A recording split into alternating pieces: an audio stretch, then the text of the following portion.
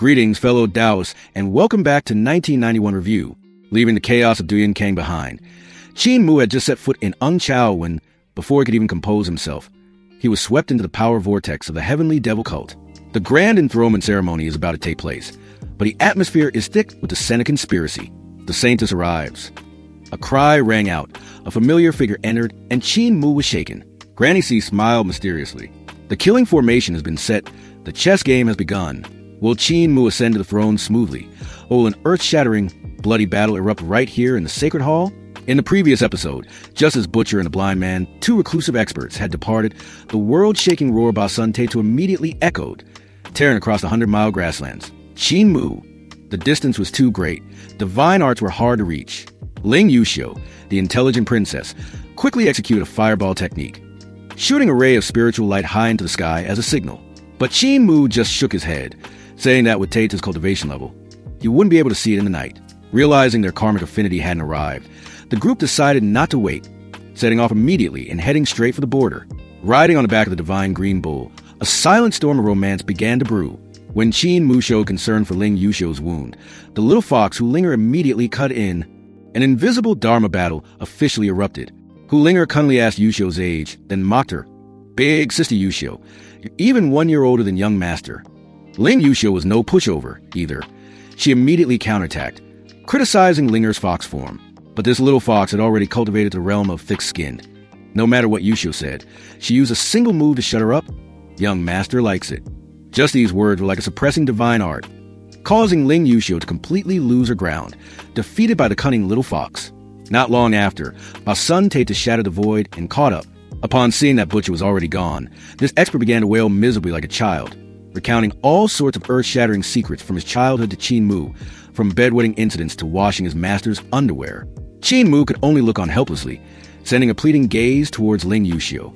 Meanwhile, at the Imperial College, the young patriarch, a hero of his time, now found his lifespan nearing its end. He silently settled his mortal affairs, returned the official seal, and left the place of strife. After undoing the seal on the divine beast dragon Qilin, the patriarch went to meet the Imperial Preceptor. Before the city gates, the two peerless experts at the pinnacle of the era had a profound conversation, deciding the nation's fate. After parting ways with Imperial Preceptor Duyan Kang, the patriarch turned to the law enforcement elder, his voice deep and firm. The young cult master should ascend the throne. Returning to Qin Mu's group, they had arrived at the border of the barbarian tribe. Unexpectedly, the guards, under orders from the sacred ground, resolutely blocked Sun-Te from passing. But who was Sun-Te? He merely asked one cold question, his chilling, killing intent radiating outwards.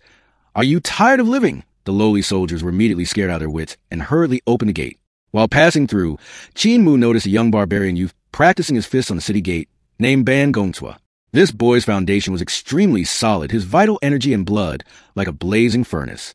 Seeing Qin Mu's group, Ban Gongcua loudly issued a challenge, vowing to defeat the martial Kagan in the future. Hearing this, Sun-Te also greatly admired the boy's soaring ambition.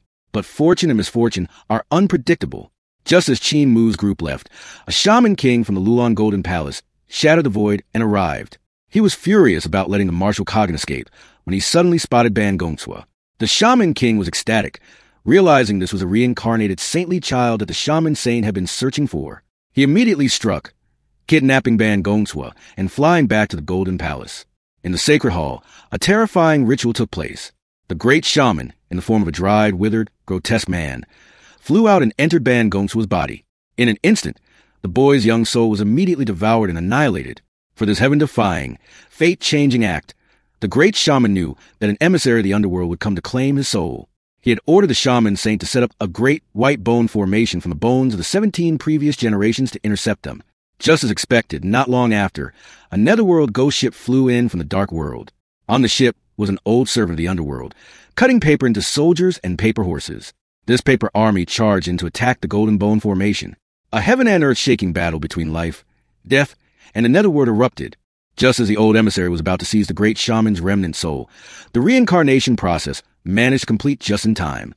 The new Ban Gongcua opened his eyes, a strange smile appearing. Finally, it can be considered success. At Kan Mon Pass, Qin Mu received a secret order from the patriarch, demanding he immediately go to Chao. The matter was urgent. Without a word of farewell, Qin Mu only had time to quickly refine a furnace of spirit pills for Ba Sun Te Tu before quietly leaving with Hu Linger, leaving behind only his fading silhouette and boundless disappointment for Ling Yuxiu.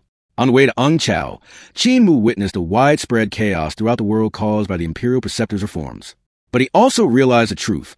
If the Imperial Preceptor could quell this rebellion, all opposing forces would be annihilated, and the Dian Kang nation would undergo rebirth like a phoenix, becoming stronger than ever before.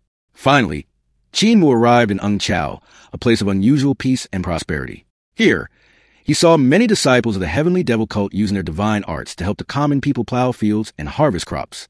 Qin Mu enthusiastically stopped and gave detailed pointers to a group of young disciples on how to transform rigid spells into saber techniques and killing combat skills. At this moment, the young patriarch and the law enforcement elder appeared. The patriarch praised Qin Mu's creativity and pointed out the current reality. The disciples of the heavenly devil cult were too poor and had no money for schooling.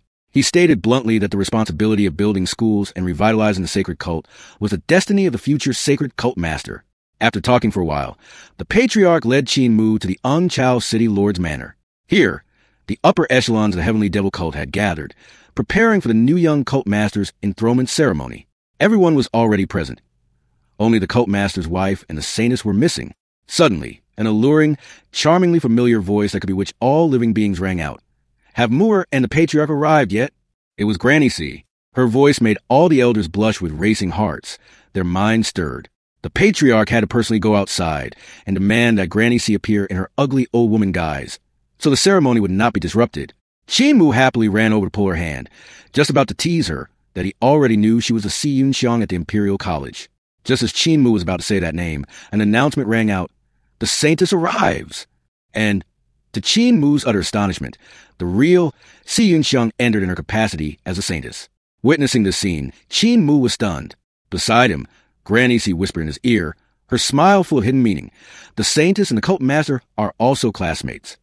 Episode 55 is concluded with a cliffhanger that couldn't be more world-shaking. Qin Mu is bewildered, and perhaps you, fellow Taoists, are also in shock. The enthronement ceremony is about to begin, but the heavenly secrets are in chaos. Qin Mu stands between two Si Yunxiangs, which is the real body and which is the illusion. In this chess game, who exactly is the player? All will be discussed in the next episode. Fellow Taoists, don't forget to leave a comment, like, and subscribe to the 1991 Review channel so you don't miss any earth-shattering developments. Goodbye and see you again.